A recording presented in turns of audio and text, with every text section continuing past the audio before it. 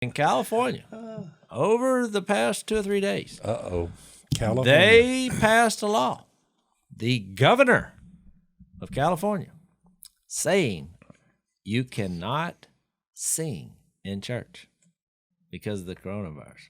Look it up. You have got to be kidding. It's true. You hadn't heard this? I figured you listened and watched the news. I just happened to hear it in an interview. They had interviewed. What happened was There's three churches suing. Yeah, 3 other pastors sued, so they were interviewing one of them. I caught the interview. But what was disturbing about it is when you kind of break it down and analyze it. Now, because these churches, at first they said, just like ours, they were like, okay, you can meet, but it can only be 25% capacity, whatever. So everybody's following the rules. Okay, even we did that, 6 feet apart. Okay, but now when they did that, they said no, because here's why: you can talk, but you can't sing. Well, just think about it, because that's the underlying impression. Look. The protesters outside the street, they can shout. There's nobody. There's no mandate over that. You can, shout, holler, sing songs or. Jace, there's a picture of somewhere in L.A. I've seen it. I mean, they had a drone, and there were thousands of people just stacked in like cordwood from a few weeks ago, yelling and screaming. Some had a mask, some didn't. And I'm like, how do you look at that and then you tell churches you can't sing? That's crazy. Well, since the difference in the only way you can look at it is we do not wrestle against flesh and blood, but against the rulers, the authorities, the powers of this dark world, and the spiritual forces of evil in the heavenly realms. It's a spiritual battle going on.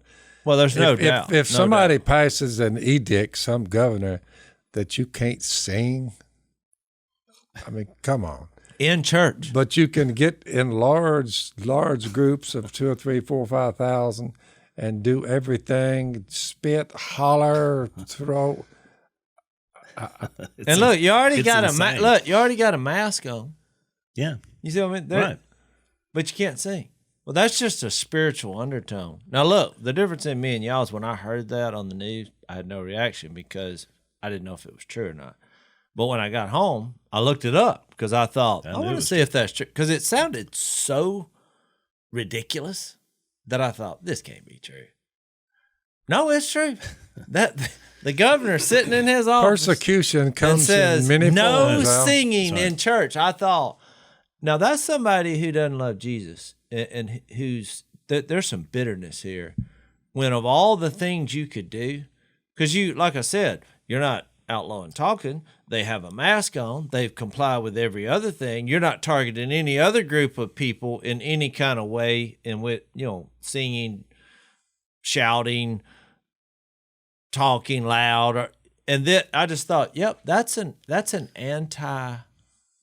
To me, that there's no other explanation than to say, I don't like God and it bothers me that y'all are worshiping God. They hate us, boys. They do. Well, finish your thought. Well, I was going to say that when you look at their logic, because they'll say, well, you have a constitutionally protected right to protest. And then you're like, yeah, and a constitutionally protected right of religion to practice that. So when you were talking about baptism a minute ago, that's one of our sacraments, one of our things. That's part of our spiritual experience. The government can't tell you. I would go to jail for that. Yeah, that's fine. That's exactly right. But but it's so hypocritical. Is my point. Yeah, I would.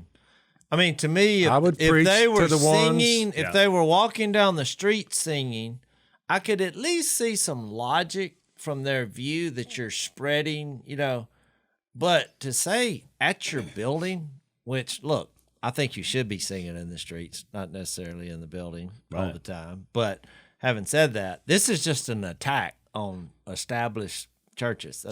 That's all that is. By a lot of different leaders around the country. Boys, all I'm telling y'all is if this bunch, if they win this upcoming election in about 100 days or so, 3 or 4 months, if they win, I fear that we are going to suffer extreme persecution.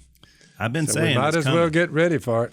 In fact, I thought the part of from just a spiritual perspective, part of the thing with the whole pandemic at the beginning, when most churches weren't meeting, I really viewed it as a sort of a first opportunity for us to be, what's it going to be like when we can't meet? Because what happens when the government finally just said, yeah, we're already seeing it.